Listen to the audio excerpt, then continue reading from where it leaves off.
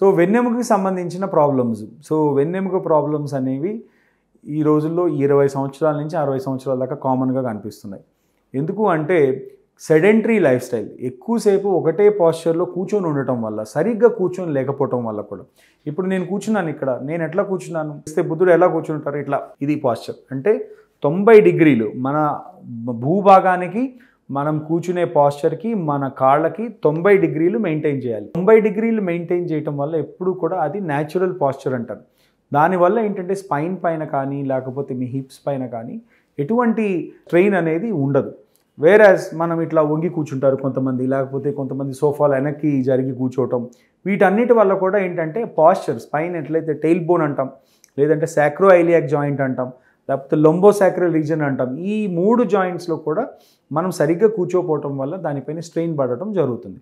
ఎప్పుడైతే ఈ స్ట్రెయిన్ పడటం జరుగుతుందో ఆటోమేటిక్గా దాని నుంచి ఆ డిస్క్ అనేది దెబ్బతినటం, లేదంటే డీజెనరేటివ్ బోన్స్, అంటే ఈ బోన్స్ అనేవి వాటిపైన స్ట్రెయిన్ ఎక్కువ పడే అరుగుదల అనేది జరగటం జరుగుతుంది.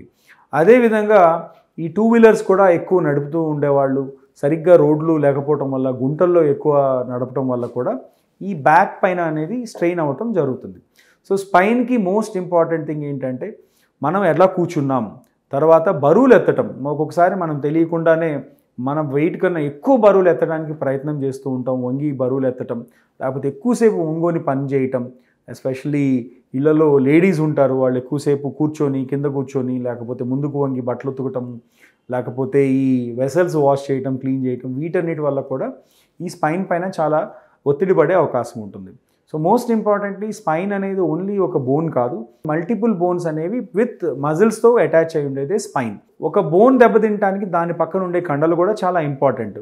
ఆ కండలు ఎప్పుడైతే స్ట్రాంగ్గా ఉంటాయో స్పైన్ పైన లోడ్ కూడా తగ్గుతుంది. సో జనరల్గా మంచి అలవాట్లు అంటే స్పైన్కి సంబంధించి ఎక్సర్సైజెస్ చేసుకుంటూ పొద్దున్న లేవగానే సూర్య నమస్కారం లాంటి ఒక 10 minutes 15 minutes or back strengthening exercises, ఇవన్నీ కూడా స్పైన్కి ఇంపార్టెంట్. ప్లస్ మనం కూర్చునే కుర్చీ ఎప్పుడు కూడా బాగా స్టిఫ్గా ఉండే కుర్చీ, ఇప్పుడు నేను కూర్చున్నట్టు ఇట్లా స్టిఫ్గా కూర్చోవటం చాలా చాలా ఇంపార్టెంట్, మనం బెండ్ అవ్వకుండా కూర్చోవటం.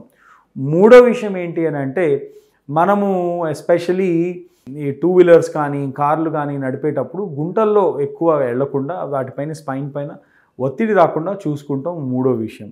సో ఇలా మనం స్పైన్ కనుక జాగ్రత్తగా చూసుకుంటే స్పైన్కి సంబంధించిన ప్రాబ్లమ్స్ చాలా తక్కువ వస్తాయి. డీజనరేటివ్ డిసీజెస్ని మనం ఎవరిని కంట్రోల్ చేయలేం, కానీ ఇలాంటివన్నీ కూడా వర్క్ ప్లేస్ ఇంజురీస్ అంటాం, లేకపోతే ప్రొఫెషనల్ డీజనరేటివ్ డిసీజెస్ అంటే ప్రొఫెషన్ వల్ల వచ్చే ఇవన్నీ కూడా చాలా చాలా ఇంపార్టెంట్.